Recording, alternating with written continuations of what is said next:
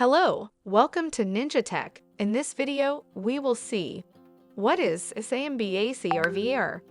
Samba is a popular freeware program that allows end users to access and use files, printers, and other commonly shared resources on a company's intranet or on the internet. Samba is often referred to as a network file system and can be installed on a variety of operating system platforms, including Linux, most common UNIX platforms, OpenVMS, and OS/2.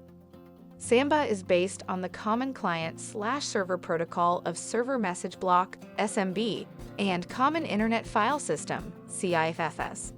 Using client software that also supports SMB/CIFS, for example, most Microsoft Windows products. An end user sends a series of client requests to the Samba server on another computer to open that computer's files, access a shared printer, or access other resources.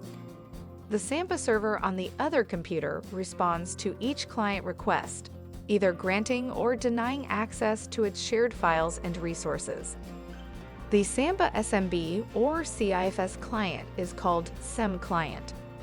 If you want to see the installation and configuration of the Samba server, then the link is given in the description.